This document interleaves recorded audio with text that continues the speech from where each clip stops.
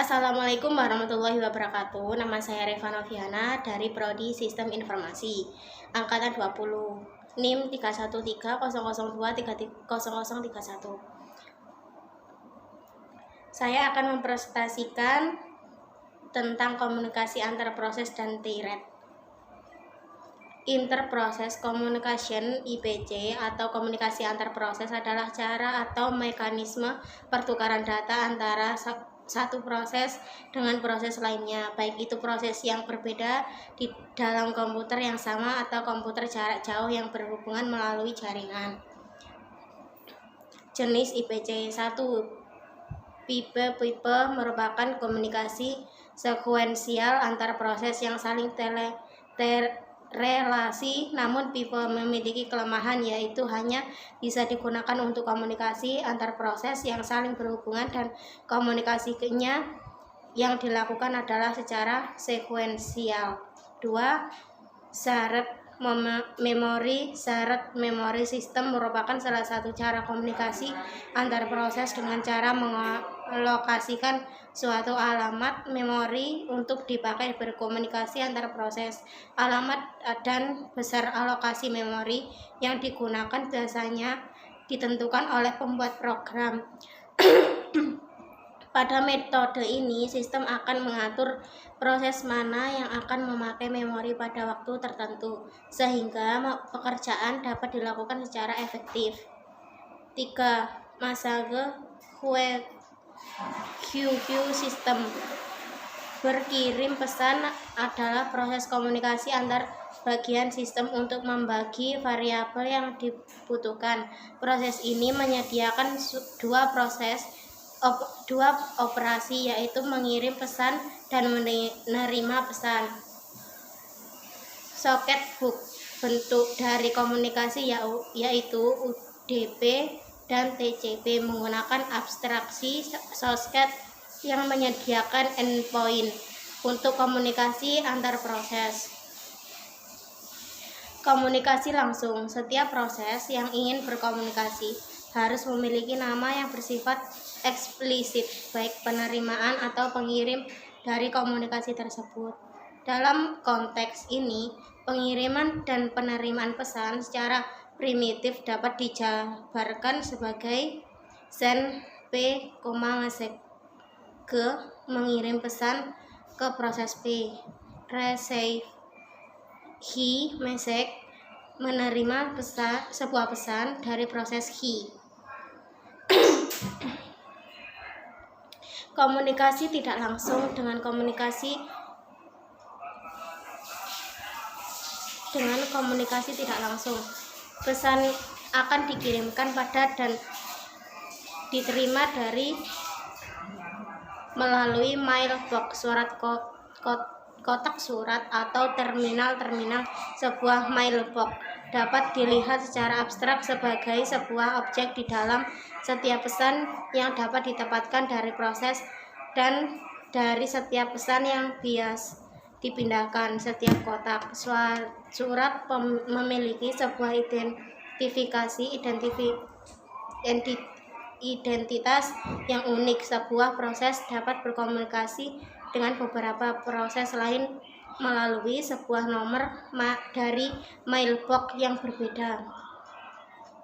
Dua proses dapat saling berkomunikasi apabila kedua proses tersebut sharing mailbox.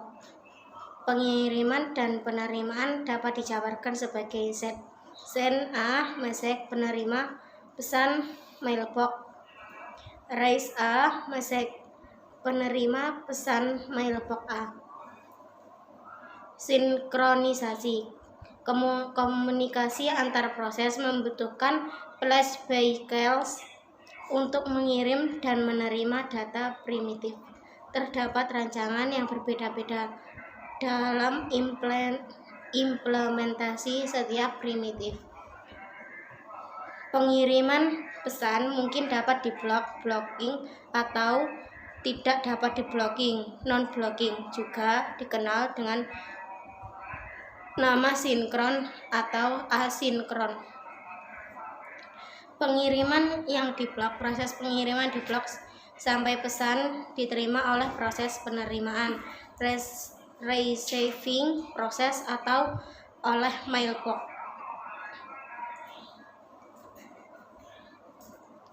Buffering. Antrian sementara pada dasarnya dapat 3 jalan, di mana antrian tersebut diimplementasikan. Kapasitas 0, antrian mempunyai panjang maksimum 0, maka link tidak dapat mempunyai penungguan pesan machine waiting. Dalam kasus ini, pengirim harus memblok sampai menerima pesan. Kapasitas terbatas, antrian dapat mempunyai panjang yang telah ditentukan. Paling banyak pesan dapat dimasukkan jika antrian tidak penuh. Ketika pesan dikirimkan, pesan yang baru akan menimpa dan pengirim dapat melanjutkan eksekusi tanpa menunggu. Link mempunyai kapasitas terbatas. Jika link penuh, pengirim harus memblok sampai terdapat ruang pada antrian. Kapasitas tak terbatas, antrian mempunyai panjang yang tak terhingga. Kapasitas tak terbatas, antrian mempunyai panjang yang tak terhingga, maka semua pesan dapat menunggu di sini. Pengirim tidak akan pernah diblok. Tairat merupakan unit dasar dari penggunaan CPU yang terdiri dari Tairat ID, program counter, register set, dan dengan Tairat lainnya yang memiliki proses yang sama. Tairat juga sering disebut lightweight proses, sebuah proses tradisional, atau heavyweight proses mempunyai Tairat tunggal yang berfungsi sebagai pengendali. Tairat merupakan unit dasar dari penggunaan CPU yang terdiri dari Tairat ID, program counter, register set, dan stack. Sebuah Tairat sebagai kode section, data section, dan sumber daya sistem operasi dengan Tairat lainnya yang dimiliki oleh proses yang sama. Tairat juga sering disebut lightweight proses, sebuah proses tradisional atau heavyweight proses mempunyai Tairat tunggal yang berfungsi sebagai pengendali. Perbedaannya ialah proses dengan Tairat yang banyak mengerjakan lebih dari satu tugas pada satuan waktu. Macam-macam Tairat. 1. Model money to one. Model money to one memetakan beberapa Tairat tingkatan penggunaan yang ke sebuah Tairat tingkatan kernel. Pengaturan Tairat dilakukan dalam ruang pengguna sehingga efisien. Hanya satu Tairat pengguna yang dapat mengakses Tairat kernel pada satu saat. Jadi multiple Tairat tidak dapat berjalan secara paralel pada multiprosesor. Tairat tingkat penggunaan yang diimplementasikan pada sistem operasi yang tidak mendukung Tairat kernel menggunakan money to one. 2. Model one to one. Model one to one memetakan setiap Tairat tingkatan pengguna ke Tairat kernel. Ia menyediakan lebih banyak konkurensi yang dibandingkan model money to one. Keuntungannya sama dengan keuntungan Tairat kernel. Kelemahannya model ini ialah setiap pembuatan Tairat pengguna memerlukan pembuatan Tairat kernel. Karena pembuat Tairat dapat menurunkan kinerja dari sebuah aplikasi, maka implementasi dari model ini jumlah Tairat dibatasi oleh sistem. Contoh sistem operasi yang mendukung model one to one ialah Windows NT dan OS 2. 3. Model money to money. Model ini multiplex banyak Tairat tingkatan pengguna ke Tairat kernel yang jumlahnya lebih sedikit atau sama dengan tingkatan pengguna. Tairat jumlah terakhir kernel spesifik untuk sebagian aplikasi atau sebagian mesin.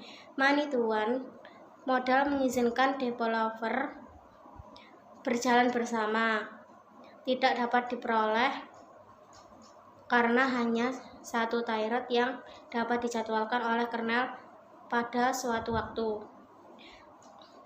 One-to-one menghasilkan konsekuensi yang lebih, tetapi developer harus hati-hati untuk tidak menciptakan terlalu banyak tyrant dalam suatu aplikasi. Dalam beberapa hal, developer hanya dapat membuat tyrant dalam jumlah yang terbatas.